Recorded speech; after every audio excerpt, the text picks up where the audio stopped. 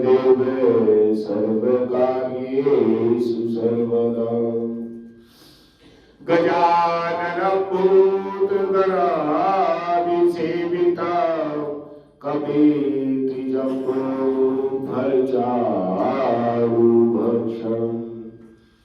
उमासुतं शोकविनाशकारका नमामि विघ्नेश्वरपादपङ्कजम्। गुरुर्ब्रह्मा गुरुर्विष्णु गुरुर्देवो महेश्वरः गुरु साक्षात् परब्रह्म तस्मै श्री गुरुवे नमः। प्रथम करो वंदना करो और फिर मनाओ गणेश। शिव माता सरस्वती मेरे कंठ करो परवेश। श्रीमन्नारायण नारायण नारायण श्रीमन्नारायण नारायण नारायण श्रीमन्नारायण नारायण नारायण श्रीमन्नारायण नारायण श्रीमन्नारायण नारायण नारायण श्रीमन्नारायण नारायण नारायण लक्ष्मी नारायण नारायण नारायण लक्ष्मी नारायण नारायण नारायण। 25वां अध्याय। माघ कार्तिक एकादशी प्रिय व्रत मुझको दीन।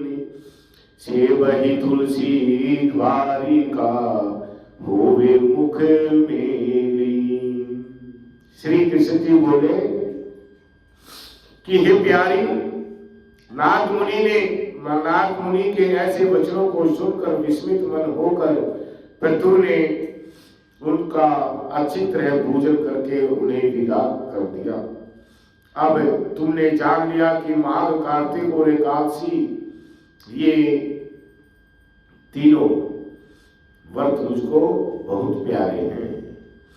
वनस्पतियों में तुलसी, महीनों में कार्तिक और तिथियों में एकादशी और क्षेत्रों में द्वारिका मुझको अति प्यारी है। जितेंद्रिय होकर जो इनका सेवन करेगा वह हमको इतना प्रिय होगा जितना यज्ञ आदि के करने वाला नहीं होता। इन तीनों का सेवन करने वाले मनुष्यों को संसार की विपत्तियों से भय नहीं करना चाहिए। मेरे अनुग्रह से उनके जीवन सुख से बीतते हैं। सत्यभामा बोली कि हे नाथ, आपने जो कहा कि दूसरे के दिए हुए आधे पुण्य से कलहा तर गई, ये आश्चर्य है। इस कार्तिक का व्रत क्या आपको इतना प्रसन्न करने वाला है? प्रायों द्वारा क्या पुण्य देने से भी मिल जाता है या बिना दिए भी? सो आप मुझे बताइए। श्री कृष्ण बोले कि बिना दिए हुए पुण्य को पाप जिस कर्म से मिलते हैं वह तुम सुनो। अब सतयुग, त्रेता और द्वापर में देश में गांव और कुल पुण्य बाप के दूसरे अंश के भागी होते थे और कलयुग में करने वाला ही भोगता है। कहते हैं कि जो हम पाप या पुण्य करते थे ना, सतयुग, द्वापर और त्रेता में जो भी पुण्य किया हो या पाप किया हो तो उसका फल उसके दूसरे कुल को भी मिलता था, 7 पीढ़ियों तक यानी कि मिलता था। और कलयुग में ऐसा है कि जो आप पाप पुण्य करोगे वो आपको ही मिलेगा, दूसरे को नहीं मिलेगा अपने आप।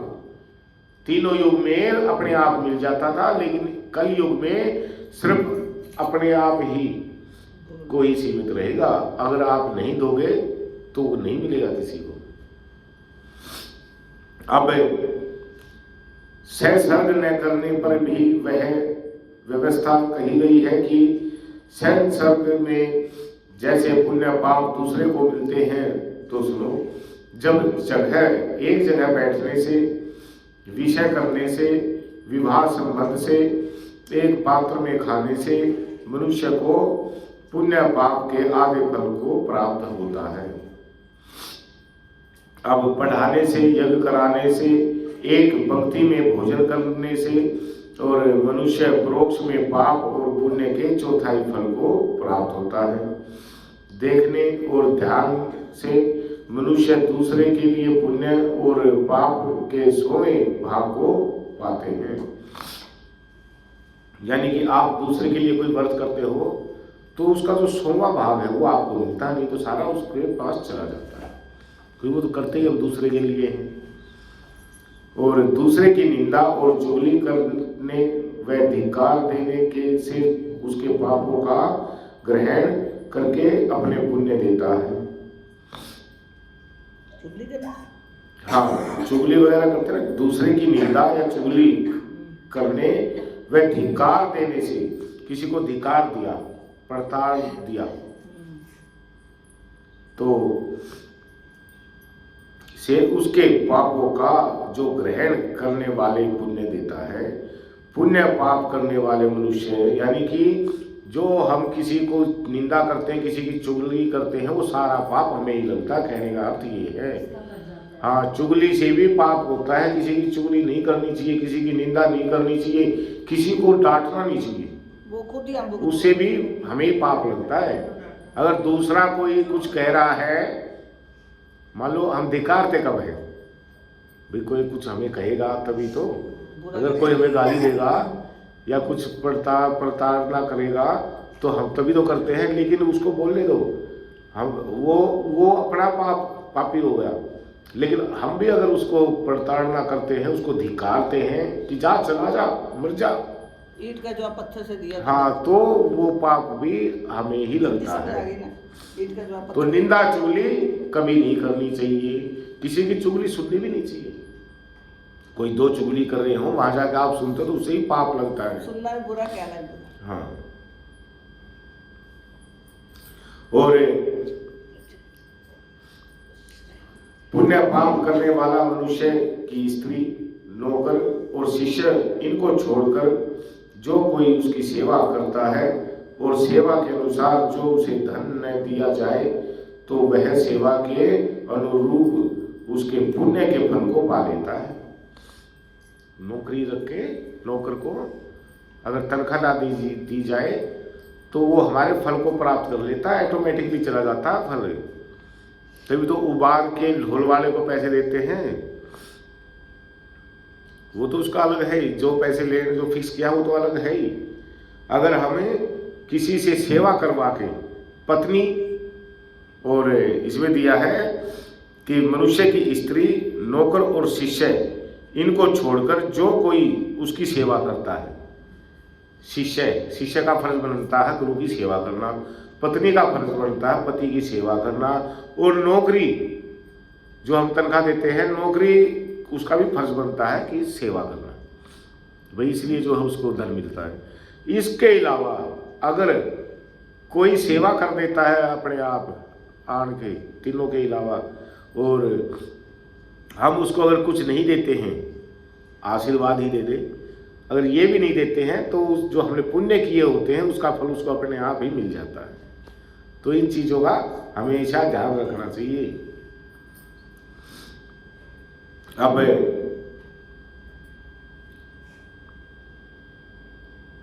एक पंक्ति में भोजन करने वाले मनुष्य में जो परोसने के नियम का उल्लंघन करता है, उसके पुण्य के छठे अंश को उल्लंघन किया हुआ पुरुष ग्रहण करता है। यानी कि जब एक साथ सभी भोजन कर रहे हैं और जो परोसता है उसने 2 पूरी दे दी, लाइन में सभी को देता आ रहा है, और उसका उल्लंघन ये है कि हाँ थोड़ा इंतजार करो मेरे पास भी आएगा। अगर पहले ही आवाज लगा दी तो उसके छठे अंश का जो पुण्य है उसे वो परोसने वाला ग्रहण कर लेता है अपने आप। तो पंक्ति में भी भोजन भी जो है ना वो नियम से ही करना चाहिए। प्रसाद लेकर बैठ के लो, हम कहते ना मेरे को ये नहीं मिला, मेरे को ये नहीं जल्दी मिला। समझ आना है ऐसे करना। हाँ, अब जो बांटेंगे ना, अब कौन बांटता है प्रसाद तकरीबन? मानने की नहीं है, और जो बोलता है कि बैठ जाओ बैठ जाओ बैठ जाओ, प्रसाद देते थे। हाँ, नहीं बनवा बन रहा बन जाए। ये हमारे भोले बाबा भी भोले ही है। उनको हलवा चला। हलवा याद आ गया, कोई नहीं बेसन का बनवाएंगे गरम गरम, सर्दी है ना। तो काम भी ठीक हो जाएगा। हाँ। हलवा मिलेगा, चिंता मत करो। मेरे तो खाना नहीं मिलता। नहीं, कोई बाहर मांगेगा। तो जो भोजन के नियम होते हैं उसका उल्लंघन करता है, उसका छठा भाग का फल वो परोसने वाला ले लेता है जो प्रसाद बांटता है। तो इसलिए प्रसाद बांटने की कोशिश किया करो सभी बारी बारी, और बिल्कुल प्यार से लिया करो जैसे वो दे। पंडित जी मेरे जो ने दिया हाँ प्रसाद देते समय तो भेदभाव रखे। हाँ, नहीं आप वो सो तो बहुत बड़ा पाप है तो मैं कह रही हूँ जो भेदभाव रखता है। इसमें कहा कि पुजारी के लिए, मैंने एक इस ग्रंथ में पढ़ा कि पुजारी ये सोचता है कि मान लो यहाँ पर कुछ मिष्ठान है और वो पुजारी को पसंद है, तो अगर ये पुजारी ये मन में भाव कर ले कि नहीं ये मैं रख लूँ और प्रसाद बाकी बांट देंगे, तो वो भी पाप है।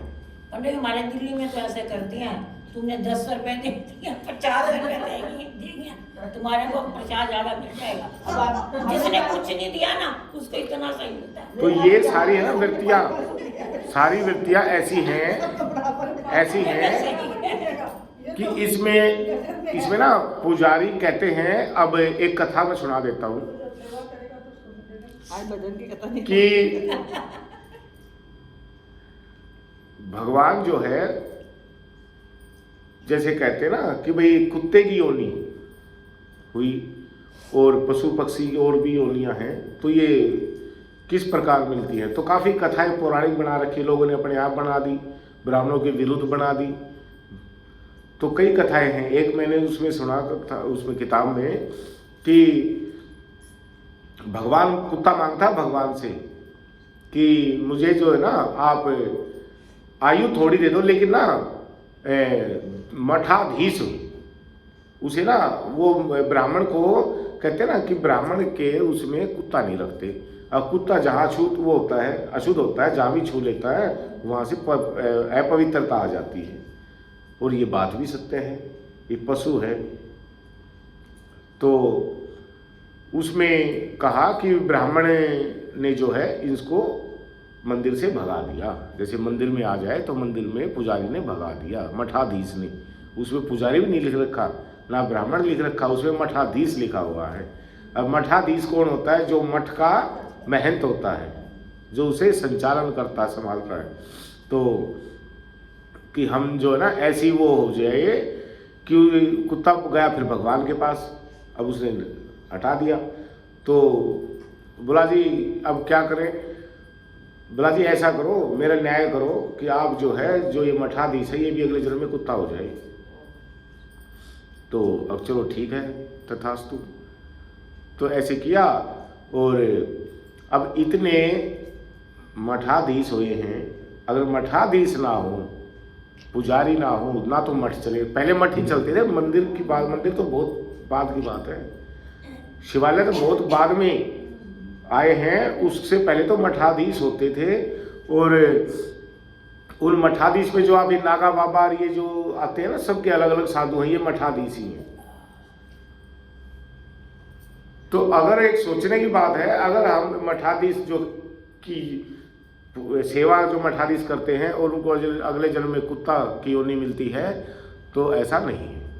ये कई चीज़ें कहानियों में भी, पौराणिक में भी ऐसा लिख देता है कोई जो ना, अपनी तरफ से ठोक देता है उसको, और वही फिर हम अपना लेते हैं।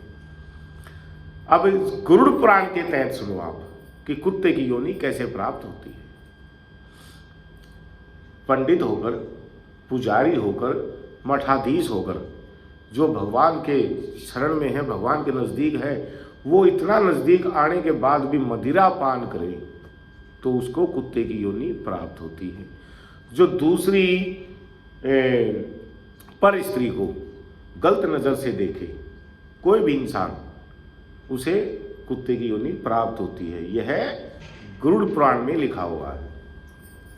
तो कई चीजें ऐसी भी हैं जो गलत भी हैं।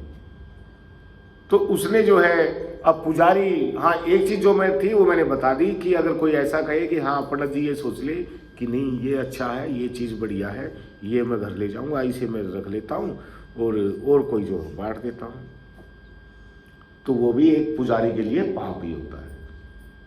पुजारी पूजा करने वाला, तो उसको सिर्फ पूजा से ही संबंध होना चाहिए। प्रसाद जो है, जो शिवलिंग पे चढ़ता है ना प्रसाद, उसे चांडाल ग्रहण करता है।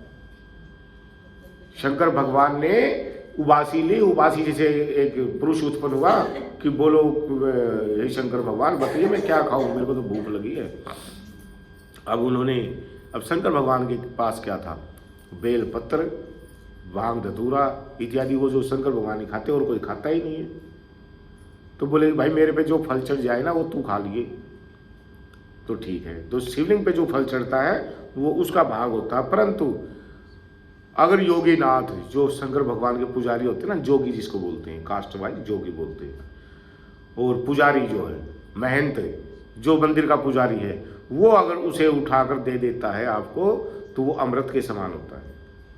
जो जल नीचे गिरता है वो भी अमृत के समान होता है, उसे भी ग्रहण करना चाहिए। लेकिन अपने आप अगर शिवलिंग के ऊपर से अगर उठा लिया तो वो पाप लगता है।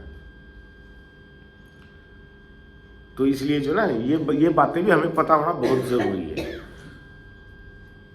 तो जो जैसे कर्म करता है उसके हिसाब से जो है पाप और पुण्य, हमारा पुण्य जो है ना, हम इस विश्व में रहते हैं कि ये ना करेंगे तो क्या हो जाएगा, व्रत के दिन ये भूल गए। देखो जो हमने कर्म किया उसका तो फल मिलता ही मिलता है, लेकिन जब हम पछताते हैं तो उसका फल भी थोड़ा बहुत हमें मिल जाता है। तो पछताने से जो है और उसका प्रायश्चित करना जो है वो श्रेष्ठ होता है। अगर कोई पाप हमने किया है तो उसका प्रायश्चित करना श्रेष्ठ होता है। अगर कोई भी ऐसे पाप हम करते हैं तो उसका ना एक चतुर्मास्य व्रत जो अभी चल रहे हैं, एकादशी को पूर्ण हो जाएंगे। मैंने किए हैं 2 बार। चतुर्मास्य व्रत बड़े कठिन होते हैं, उनमें नाखून डांडी वगैरह काफ़ी बहुत नियम से करने पड़ते हैं। तो 2 बार किए हैं, तीसरी बार हिम्मत नहीं होती करने की। तो उन व्रतों से वो हो जाते हैं। अब 4 महीने के जो व्रत हैं, 1 महीने में 1 डेज 4 बार आ जाता है। 4 चौक 16 बार 1 डेज आ जाता है। और 16 का क्या होता है, एक पक्ष होता है, इसलिए 4 महीने बताए। हम सूर्य के व्रत चतुर्मास्य में 16 बार हो जाएंगे 4 महीने में। ऐसे ही सबके तो लोग रहे तो अपने आप ही शांत हो जाएंगे। तो भगवान ने शास्त्रों में जो नियम बताए हैं ना पापों के प्रायश्चित के, वो हमारी कुंडली से जुड़े हुए हैं। हमारी कुंडली में क्या होते हैं, 9 ग्रह होते हैं। और जब एक ग्रह के व्रत हमें 16 बार करेंगे तो जो है अपने आप ही 9 के 9 ग्रह शांत हो जाएंगे। बोले विष्णु भगवान की जय। तो संध्या स्नान करते समय जो दूसरे को छुए अथवा बात करे तो अपने पुण्य कर्म के छठे अंश को दूसरे को दे देता है। स्नान करते वक्त नदी में, गंगा जी में स्नान करते हैं, संध्या करते हैं। संध्या आपको किसको पता है संध्या का, संध्या क्या होती है? वो तो एक समय काल होता है, लेकिन हमारा ना नियम होता है संध्या हमने करनी होती है उस समय में, संध्या के समय में। आपने बताया जो वो संध्या का समय है जो अभी चल रहा है कथा के समय, उसमें जो हम कर्म करना चाहिए वो मैं बताऊंगा आपको, सबको संध्या सिखाऊंगा। और उसके करने से जरूर परमात्मा की प्राप्ति होती है। आपका परलोक के लिए आप बहुत धन वो एकत्रित कर लेते हैं। और धन क्या है? भगवान का नाम। जो मनुष्य संध्या नहीं करता उसे जीने का कोई हक नहीं है। अगर वो एक तरह से पशु के समान है अगर जो संध्या नहीं करता। संध्या का इतना बड़ा महत्व है। तो संध्या के बारे में मैं बताऊंगा आपको पूर्ण रूप से, उसमें थोड़ा सा टाइम लगेगा। तो संध्या जरूर करनी चाहिए, सिर्फ 10 मिनट लगती हैं, सुबेरे शाम। त्रिकाल संध्या होती है, हाँ त्रिकाल संध्या होती है। और जैसे अपने मुसलमान भाई 5 टाइम की नमाज पढ़ते हैं ना, तो हमारे में त्रिकाल संध्या होती 3 टाइम की। तो ये सारा मैं विधि आपको सिखाऊंगा जरूर, ये कार्तिक मास में कल परसों सिखाएंगे, ठीक है। बोले विष्णु भगवान की। अब धर्मार्थ जो दूसरे को धन मांगता है, दूसरे से ना जो धन मांगता है, उसका फल धन देने वाले को मिल जाता है। आपने कोई पुण्य किया है, आपने किसी से धन मांग लिया, उधारे पैसे मांग लिए, तो आपने जो पुण्य किया होगा ना, उसका फल उसे मिल जाएगा ऑटोमेटिकली। तो धन मांगना भी नहीं चाहिए, जब ज़्यादा ही जरूरत हो ना कोई, तभी। नहीं तो वैसे आज तो ऐसे करते हैं, उधारे पैसे लिए 1-2 लाख ले लिए, फिर देने का नाम ही नहीं। तो उसका फल, उसका पुण्य तो चला गया, लेकिन वो जो है अगले जो उसका परलोक है, एक बढ़िया था और वो ब्याज में पैसे देता था, तो वो कहता था कि भाई अब देगा या आगे देगा। अब जो कह दे कि मैं आगे दूंगा, अब मेरा ब्योत नहीं है, तो वो ब्याज लगा देता था। और जो कहता कि जी हाँ दे देंगे 1 महीने में, 2 महीने में, तो बोला ठीक है ले जा। तो उसका अर्थ ये था कि आगे देगा, यानी कि वो ब्याज लगाएंगे, ये परलोक में मेरे को ही मिलना है, उसका पुण्य तो मिल ही गया उसको। और जो आगे पैसे देगा ना वो अगले जन्म में, तो वो तो ब्याज समेत देगा, इसलिए बढ़िया ब्याज लगाता था। बोले विष्णु भगवान की जय। तो पराया द्रव्य लेकर पुण्य करने वाला पापी है, दूसरे के पैसे लेकर और मंदिर बनवा दिया, वो भी पाप। दूसरे के पैसे लेकर अपना कपड़ा घर बनवा दिया, तो वो भी पराया द्रव्य लेकर पुण्य करने वाला भी पापी ही है। और धन देने वाले को पुण्य का फल मिलता है। जो मनुष्य दूसरे के ऋण को चुकाए बिना मर जाता है, तब वह धन अपने धन के अनुसार उसके पुण्य फल को ले लेता है। तो इसलिए किसी से भी बकाया चुकाना चाहिए। जो आदमी शिक्षा देता है, सलाह देता है, सामग्री देता है और प्रेरणा करता है, वह पुरुष पुण्य के 6ठे अंश को प्राप्त हो जाता है।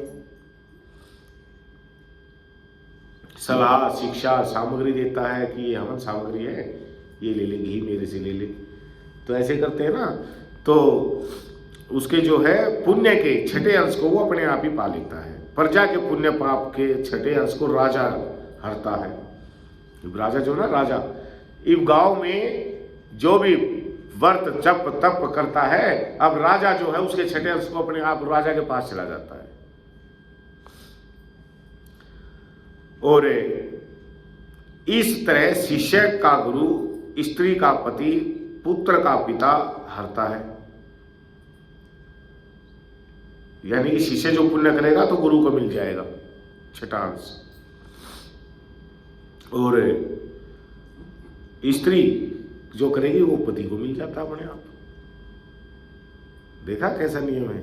और सरकार ने ऐसा बना दिया कि नहीं, आधी वो पत्नी होती है उसकी, आधी संपत्ति की हकदार। सरकार ने भी अच्छा काम किया। पति जो करता है वो पत्नी को मिल जाता है।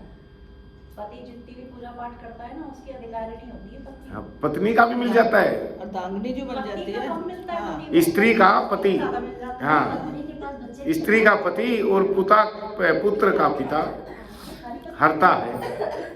यानी कि हरना यानी कि उसको मिल जाता है अपने आप। पत्नी भी करती है ना, उसका 6ठा अंश पति को मिल जाता है, तभी तो करवा चौथ का व्रत करते हैं। और पति के अनुकूल रहने और मन को प्रसन्न करने वाली स्त्री पति के पुण्य का आधा भाग लेती है। अब आधा भाग कौन लेती है? देखो ये बड़ी रहस्य वाली बातें हैं। नहीं नहीं, अर्धांगिनी तो तब बनती जब अपने पति के अनुकूल रहती हो। पति के अनुकूल रहने का अर्थ में मैं बता देता हूँ कि जो पति के पास जो ब्योत है, भाई पति 1 रोटी खा रहा है तो वो आधी खा के उसके अनुकूल रहे, खुश रहे। ये नहीं कि नहीं शाम को होटल में चलना है। तो ऐसा जो है उसको बोलते पति के जो परिस्थिति में पति रह रहा है उसी परिस्थिति को अपना ले। अनुकूल रहने और उसके मन को प्रसन्न करने वाली, उनको प्रसन्न करने वाली स्त्री को ही आधा फल मिलता है, वैसे नहीं मिलता। हाँ, तो ये बड़ी गहरी बातें हैं। अब जो पुण्यात्मा पराये हाथ से दान कराता है, नौकर और पुत्र को छोड़कर, नौकर भी दान कराता है, यहां कर दो, उसको छोड़ दो, और पुत्र को भी छोड़ दो। नौकर और पुत्र को छोड़कर जो भी पुण्य आत्मा पराये हाथ से दान कराता है, करने वाले के छठे अंश को प्राप्त होता है। जीविका को देने वाला खाने के छठे अंश को पाता है। अब मैंने आपको नौकरी लगवा दिया कहीं, आपका जीविका का साधन हो गया, उसका छठा अंश का पुण्य मेरे को मिलता रहेगा। देखो ये सब जुड़े हुए हैं, पुण्य और पाप सभी ऐसे जुड़े हुए हैं, तो इसलिए वो भी बड़ा धर्म है। तो किसी को काम वाम दिला दिया करो।